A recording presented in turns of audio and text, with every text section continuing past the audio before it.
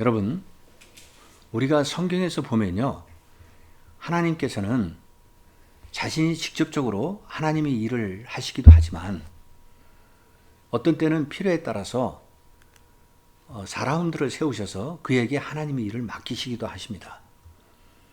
그러면 하나님의 소명을 받은 사람들은 믿음 가운데 하나님의 일을 위해서 최선을 다하게 되는 거죠. 그런데 어떤 경우는요, 하나님의 소명을 받은 사람들이 자기 스스로가 자신을 판단하고 평가해서 중간에 그 일을 그만두거나 하나님의 일을 거부하는 사람들도 있다는 거죠. 이것은 올바른 하나님의 자녀의 모습이 아니라는 겁니다. 사도 바울을 한번 보십시오. 바울은 원래 그는 하나님의 부르심을 받을 만한 그런 자격이 있는 사람이 아니었어요. 잘 아시다시피 사도 바울은 그리스도인들을 핍박하고 박해하고 그리고 어떻게 해서든지 그리스도인들을 잡아서 처형하라고 하는 일에 가장 앞장섰던 사람입니다. 그런데 하나님께서는 바울을 부르셔서 그리스도의 사도로 세우시고요. 그를 통해서 이 세상을 복음화시키는 일에 아주 주도적인 일꾼으로 사용하셨던 겁니다.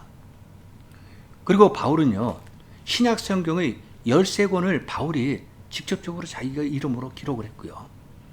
그리고 또 바울은 하나님의 교회가 이 땅에 세워지도록 하는데 많은 업적을 남겼던 겁니다. 그런데 오늘 본문에서 하나님께서는요, 기드온을 부르시고 세우신 겁니다.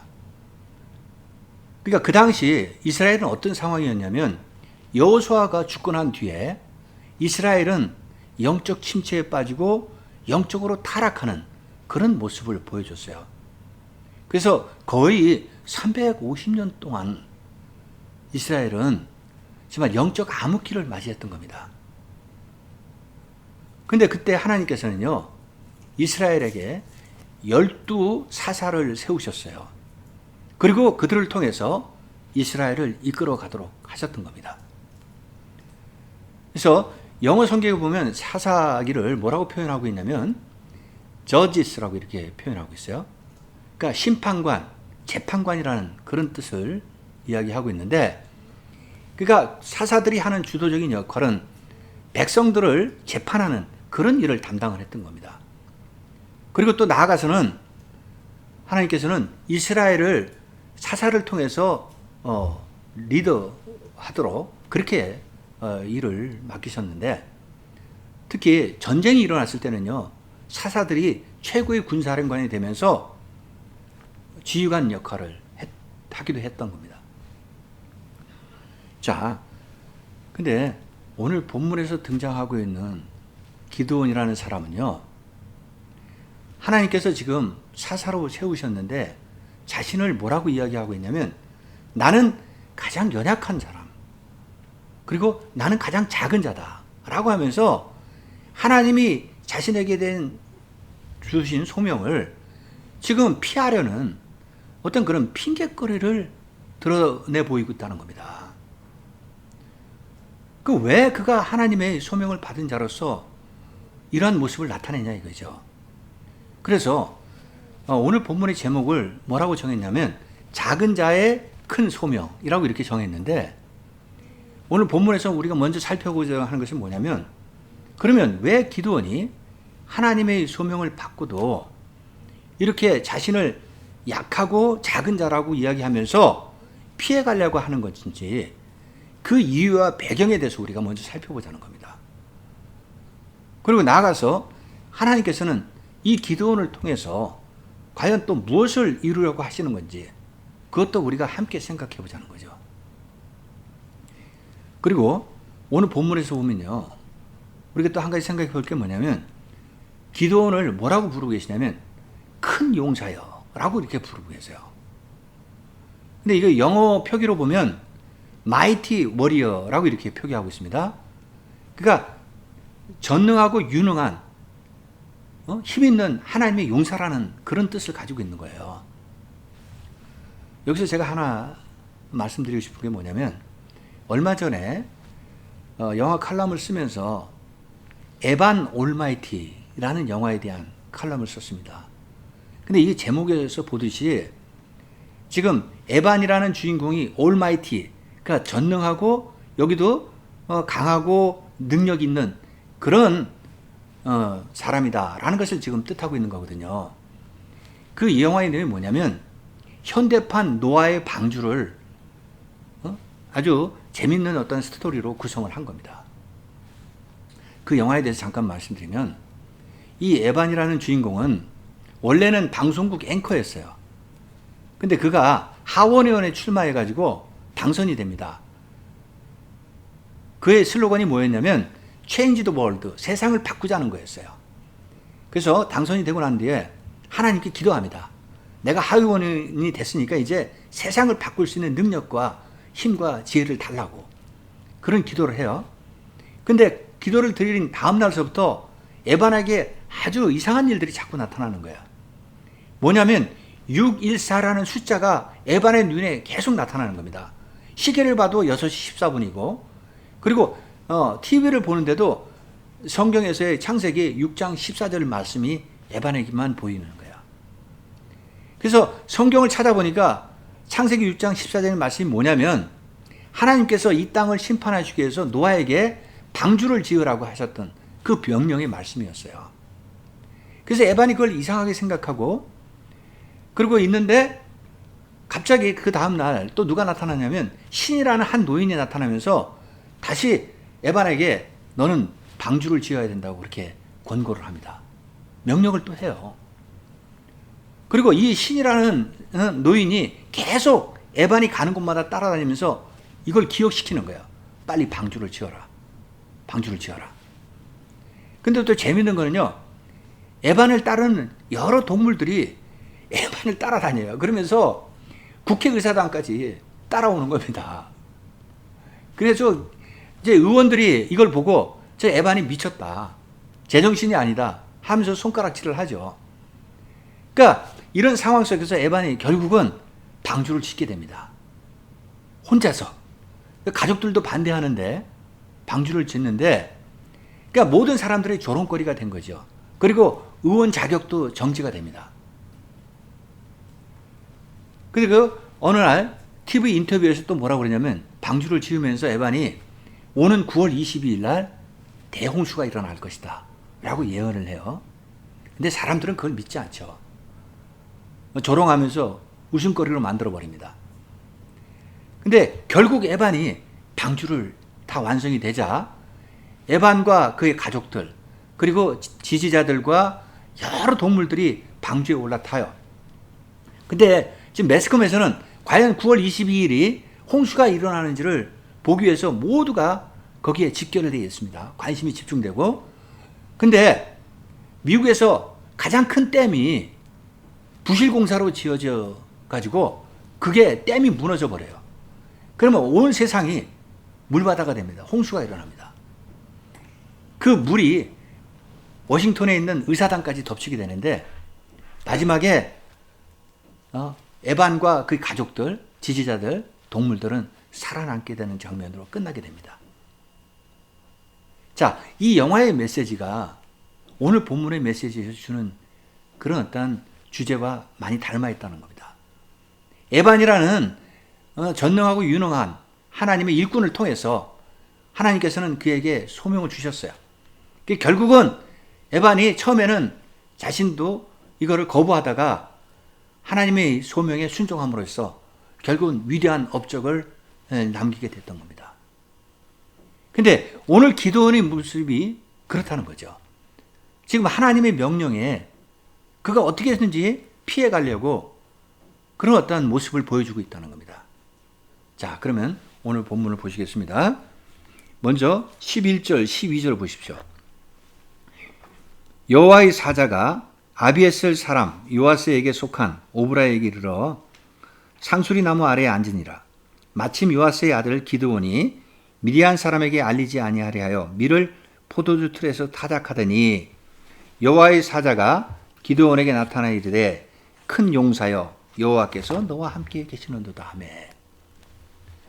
지금 여기서 우리가요 지금 이스라엘이 어떤 상황인가를 좀 살펴보면 바로 앞에 5장 31절에 보면요. 뭐라고 기록하고 있냐면 그 땅이 40년 동안 평온하였더라 라고 이렇게 기록하고 있어요. 그러니까 바로 앞에 5장은 누구의 내용이냐면 이스라엘의 네 번째 사사인 여자 사사 드보라에 대한 이야기입니다. 그러니까 드보라가 사사가 되어서 이스라엘을 다스릴 때는 이방 민족들과의 전쟁에서 승리해서 이스라엘의 평화를 가져왔어요. 그래서 40년 동안 평온을 유지했다라고 지금 기록하고 있는 거예요. 근데 오늘 본문이 속한 6장으로 넘어오면요. 어떤 내용이 지금 시작되고 있냐면 이스라엘이 하나님 앞에 다시 죄악을 저질렀다는 겁니다. 그러면서 7년 동안 고난과 고통을 받게 되는데 이방 민족들의 침입에 의해서 박해와 핍박을 받게 되는 거예요. 그걸 지금 기록하고 있다고요. 그러니까 구체적으로 말씀드리면 미디안 족속과 아말렉 족속 이런 족속들이 이스라엘을 공격해서 결국은 이스라엘을 지배하게 됩니다. 그리고 이스라엘에서 나는 모든 농작물들과 그 다음에 그 소나 나귀 이런 것들을 잡아서 자신의 나라로 가져가고 그들이 다 그걸 취해버립니다. 그러면서 이스라엘 백성들은 어떻게 했냐? 그런 이방 민족들에게 쫓겨서 산으로 도망가고 굴로 도망가서 살게 되고 먹을 것이 없으니까 궁핍한 생활 속에서 하나님께 울부짖습니다. 하나님 제발 우리에게 먹을 것을 달라고 하면서 울부짖는 이스라엘 백성들의 모습을 우리가 앞의 내용에서 볼 수 있다는 거예요. 근데 하나님께서는 이러한 가운데 선지자를 백성들에게 보내요. 그리고 이스라엘 백성들을 책망하시고 질책을 하십니다. 하나님께서 뭐라고 말씀하시냐면 내가 너희 조상들을 애굽 땅에서 불러내서 풍요로운 가나안 땅으로 들어가서 살게 했다는 겁니다. 근데 너희 이스라엘 백성들은 나와의 언약을 다 어기고 나를 배반하고 불신앙, 불순종으로 나아갔고 결국은 이방 신들까지 너희들이 섬기면서 우상 숭배하면서 내 이름을 욕되게 했다 하면서 강하게 지금 질책하시는 그런 내용을 우리가 앞에서 볼 수 있다는 겁니다. 그리고 오늘 본문으로 이어지는 거예요. 근데 오늘 본문 11절에 보면 이번에는 누가 등장하고 있습니까? 하나님의 사자가 지금 등장하고 있어요. 이게 천사죠. 그러니까 앞에서 선지자하고는 지금 다른 하나님의 사자입니다. 그가 나타나서 가장 먼저 누구를 찾아가느냐? 기드온을 찾아간 겁니다. 그 기드온은 그 당시 어떤 사람이었냐면 므낫세 지파의 출신으로서 그리고 아버지는 요아스라는 사람이었어요. 그리고 아비에셀 가문 출신이었다라고 지금 기록하고 있는 겁니다. 근데 그때 기드온이 무엇을 하고 있었냐면 미디안 족속들의 눈을 피해서 숨어서 포도즙을 짜는 틀에다가 놓고 밀 이삭을 타작을 하고 있었습니다. 그러니까 만약에 밀 이삭을 하고 있는 자신의 모습이 발각될까봐 발각되면 미디안 족속들한테 자기가 끌려가서 죽을 수도 있고 또 자신이 지금 양식을 구하기 위해서 밀을 타작하고 있는데 이 양식도 뺏길 수 있었기 때문에 그가 지금 숨어서 그들이 잘 보이지 않는 곳에 가지고 이와 같이 밀 타작을 하고 있었던 겁니다. 근데 원래 밀 타작은요 넓은 곳에서 이렇게 해야 되기 때문에 눈에 띄게 돼 있는 거예요. 그러니까 지금 어떻게 해서든지 이걸 피하기 위해서 이렇게 숨어서 이 작업을 하고 있었던 겁니다. 그런데 이 천사가 지금 기드온에게 가서 뭐라고 이야기합니까? 큰 용사여, 하나님이 너와 함께 하신다 라고 지금 메시지를 전한 겁니다. 자, 이 메시지의 의미는 뭡니까? 하나님이 지금부터 너와 함께 하기 때문에 너는 이스라엘의 5번째 사사가 돼서 이스라엘을 구원하라 라는 소명을 건네준 거예요. 근데 이 소명을 받은 기드온이 이러한 하나님의 메시지에 대해서 별로 탐탁하게 생각하지 않아요. 불만의 모습, 불평의 어떤 그런 모습을 드러내고 있다는 것을 알 수 있습니다. 부정적인 어떤 자세로 나아가요. 자, 이어서 13절, 14절을 보십시오. 제가 읽어보겠습니다. 기드온이 그에게 대답하되 오 나의 주여 여호와께서 우리와 함께 계시면 어찌하여 이 모든 일이 우리에게 일어났나이까. 또 우리 조상들이 일찍이 우리에게 이르기를 여호와께서 우리를 애굽에서 올라오게 하신 것이 아니냐 함. 그 모든 이적이 어디 있나이까.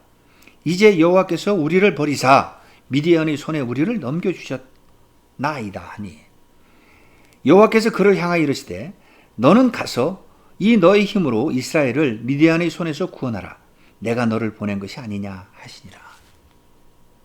지금요 기드온이 하나님 앞에 대들면서 항변하면서 따지고 있어요. 뭐라고 따집니까? 하나님, 첫째는 하나님이 우리와 함께 하신다며요. 우리와 함께 하시는데 우리 백성들이 왜 7년 동안 저렇게 이방 민족들의 침입을 받아서 궁핍하게 그리고 많은 박해와 고통을 받으면서 살아가야 되는 겁니까? 하면서 대들고 있는 거예요. 하나님이 함께 하신다면 이런 일이 일어나지 않아야 되는 거 아닙니까?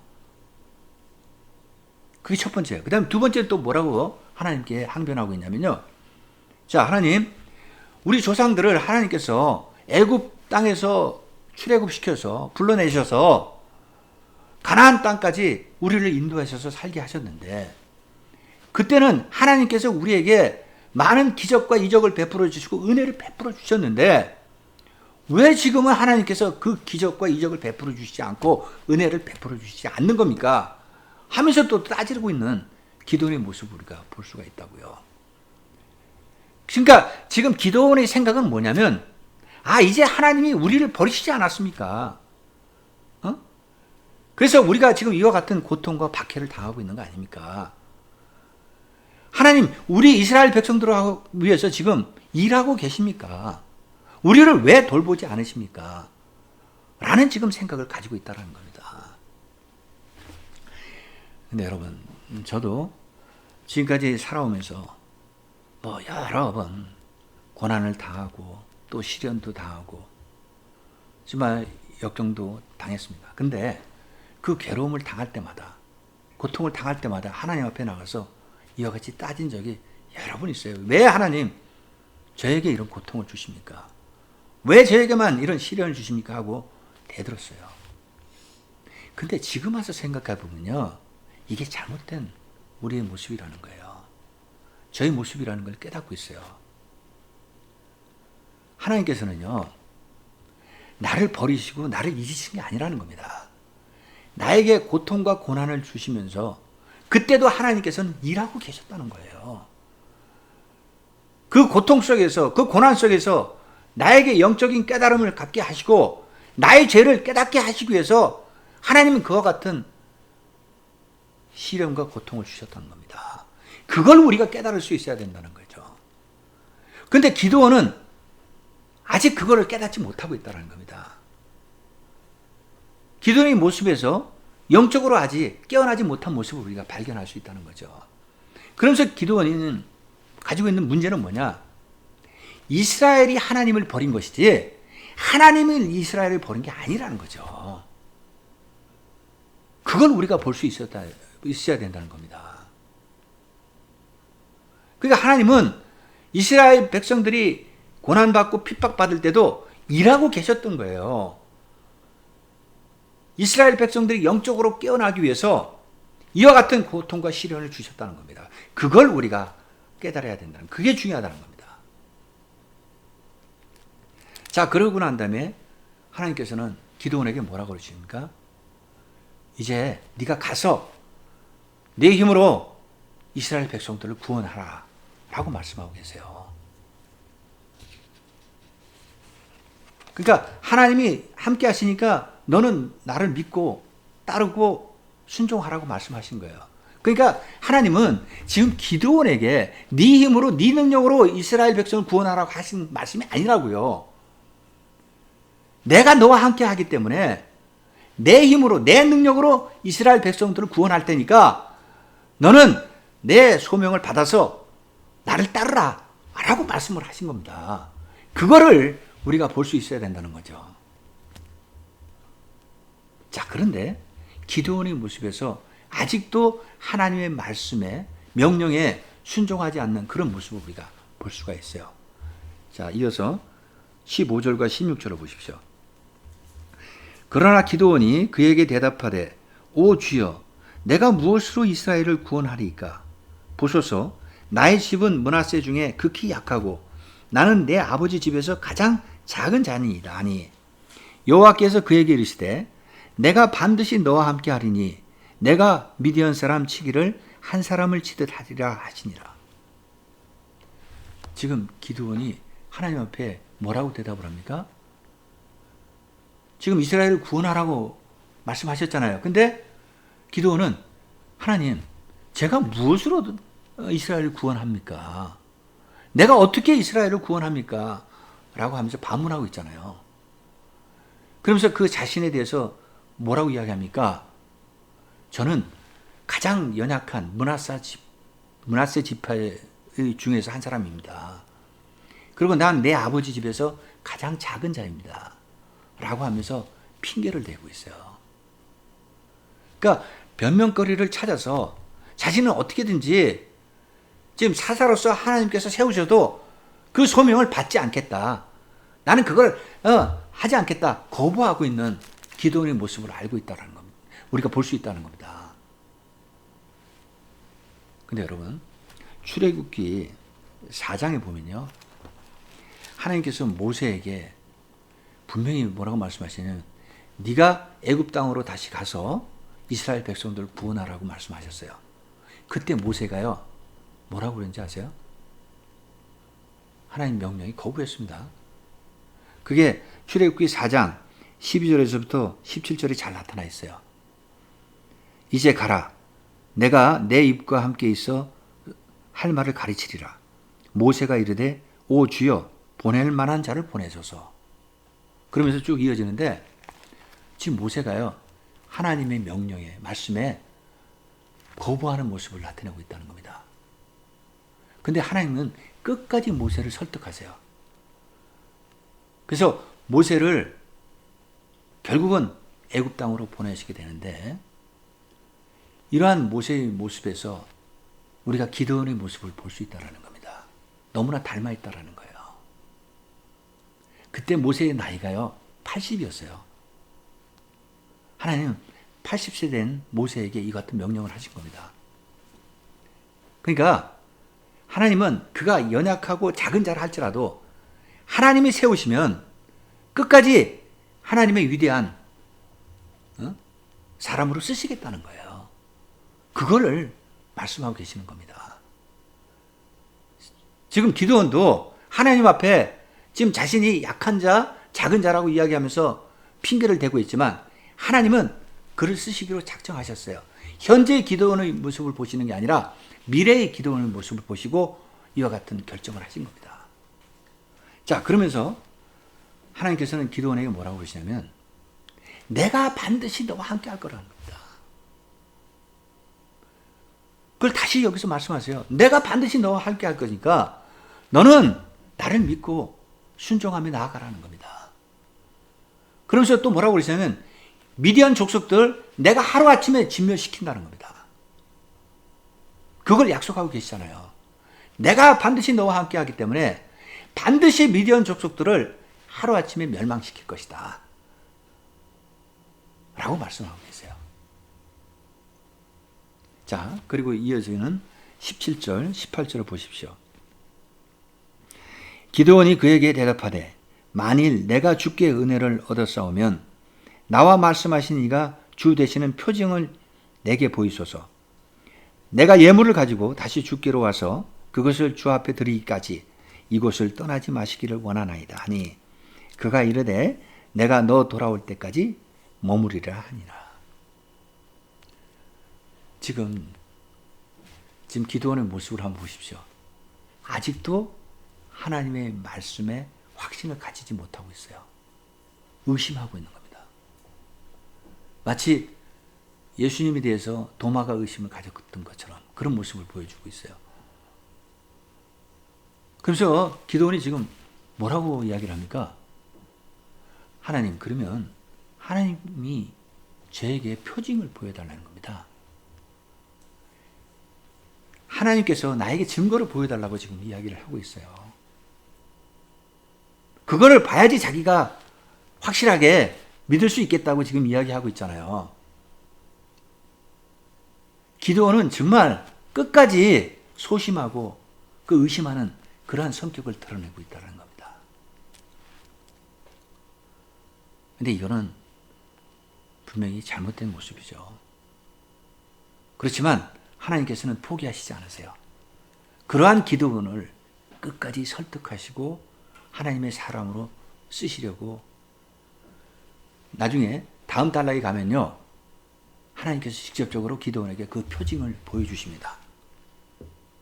그때서야 기드온이 이분이 하나님이 맞는구나 라고 하면서 자신의 소명을 받아들이게 됩니다. 그건 다음 단락의 내용인데요.